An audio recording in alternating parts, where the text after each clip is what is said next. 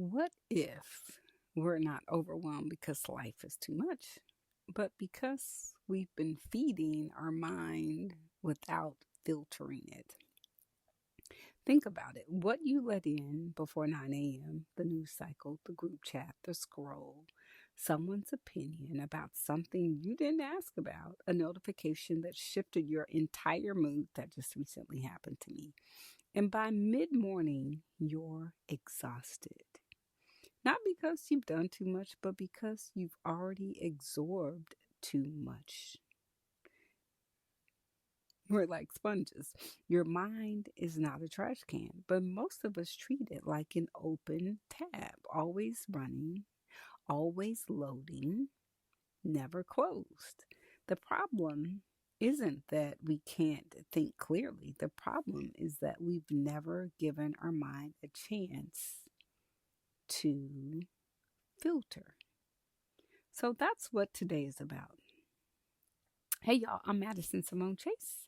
I am a celebrity certified personal trainer, fitness and wellness expert, and sports and entertainment media host. I was born in Fort Worth, raised in Dallas, built in LA, and I want to welcome you to Cut to the Chase at 8, your 15-minute micro learning moment for macro living, because this is where we talk about spirit, mind, and body health with grace, clarity, and intention. In each episode, my goal is to bring you 3 keys and 1 reflection question to carry with you.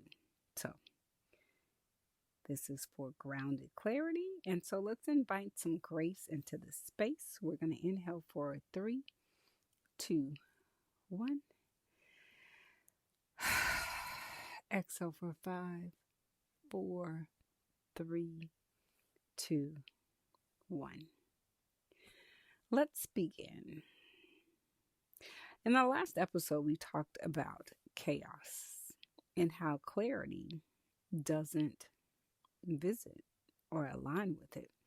And so today we're going to go one layer deeper because most of the chaos isn't coming from our circumstances, it's coming from what we're allowing in. We could talk a lot about what we put in our bodies, what we eat, what we drink, what supplements, what even lotions and hair products and body products, and even sometimes our clothing, and even sometimes hair products, especially if you are a woman of color, or synthetic hair or synthetic things. And as a fitness and wellness expert, I take that seriously, which is why I am a firm believer in an app called Yucca. You could literally scan anything you eat or drink and it will rate it, and it'll also give you studies. But we almost never talk about what we put in our minds.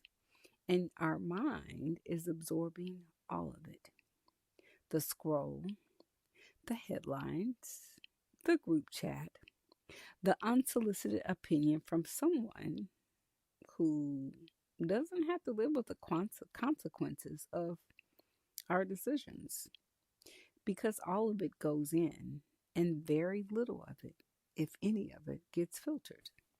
So before we talk about what to do, let's name what we're actually dealing with. And the 4 inputs that quietly run your mental life or our mental health. Which brings me to key number 1. What you scroll on is a diet, and most of us are malnourished. This is key number 1. What we scroll on social media and what's in our For You page or what's on our feed is a diet, and most of us are malnourished. So social media was designed to be consumed, not processed, not reflected on, not critically thinking about, or not thinking reasonably. It was designed to be consumed. The algorithm doesn't care about your clarity. It cares about your attention. And it is extraordinarily good at holding it.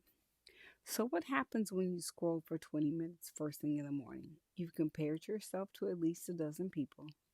You've absorbed someone else's highlight reel as evidence of your own inadequacy.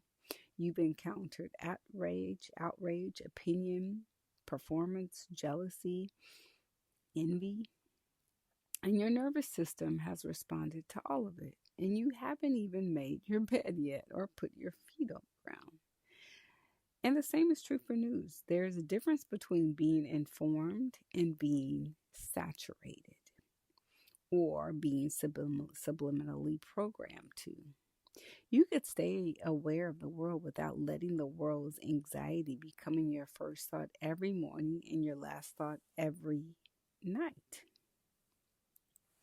So, what we consume before our mind is fully awake becomes the lens in which we see our whole day through. And this is not a small thing because your reality, my reality, is being shaped before we even have a choice to choose. Which brings me to key number 2. Not every voice in your inbox, on your cell phone, in your DMs, whoever you're following on social media, deserves real estate in your mind. So again, key number 2. Not every voice in your inbox or on your For You page deserve real estate in your mind. Let's talk about the group chat and the notifications and the unsolicited opinions, because some of the mental clutter we've been carrying, it's not ours to carry. And someone shared their anxiety with you, and now you're holding it. I can definitely attest to that. And sometimes people who are more empathetic than others have to be very careful of what and or who they allow themselves to speak to, because your concern for someone else's mental well-being or their mental health or their mental stability is actually none of our business, which I've learned that for myself. So when someone offers an opinion about your life and it's unprompted and it's unsolicited, you didn't ask for it, and now it's living in your head rent free. Someone vented in the group chat and now you're carrying their emotional weather. And here's what I want us to understand: accessibility is not the same as availability. And just because someone can reach you doesn't mean they have access to your peace, or they shouldn't.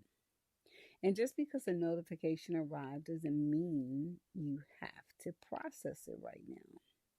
And just because someone has an opinion about your life doesn't mean that opinion is data or correct. So every voice that enters our mind takes up space. And our space in our mind is finite.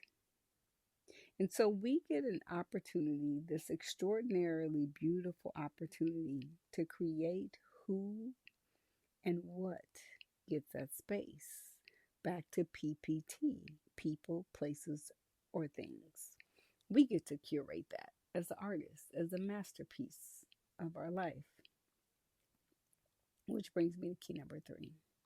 Your first hour and last hour are your most valuable real estate. And here's the practical part: an information diet isn't about cutting everything out. It's about being intentional about what you let in and when. And the 2 most critical windows are your first hour in the morning and your last hour at night. Because what enters your mind first shapes how you think all day. And what enters last shapes how you sleep and what you wake up carrying. So here's what weaving all 3 practices together looks like. Your information diet. Choose 2 or 3 sources you trust for news. Check them once, not first thing, not last thing, in the middle of the day when your mind is most regulated. your device free window. The first 30 minutes of your morning and the last 30 minutes of your night belong to you.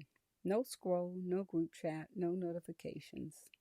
This is not punishment, this is protection.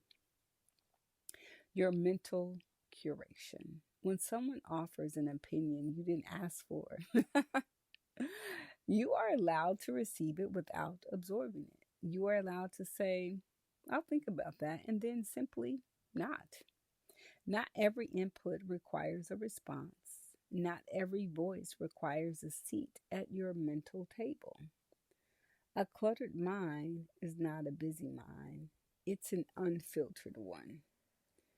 So let's bring this all together. You and I are whatever we consume. So, not just physically, mentally, emotionally, spiritually, whatever we're scrolling or whatever we're looking at, listening to, it shapes our self perception. And the news shapes our nervous system. The group chat shapes our emotions, our bandwidth. The unsolicited opinion shapes your confidence if we let it. So, a mind detox isn't about becoming uninformed or unavailable, it's about becoming intentional and choosing what gets in and choosing when it gets in and protecting the windows where our own voice finally gets to be the loudest one in the room. And that's the next episode. One reflection question: what am I consuming daily that I haven't consciously chosen? And what would change if I did? Not what you're addicted to, not what you're avoiding. What are you absorbing on autopilot? The scroll, the chat, the noise that you never actually decided to let in. And sit with that today. Because the mind detox begins the moment we stop consuming unconsciously. So, thank you for being here today. From the bottom and top of my heart, I truly appreciate you listening and subscribing and supporting. And so, before we go, let's lock in our 3 keys.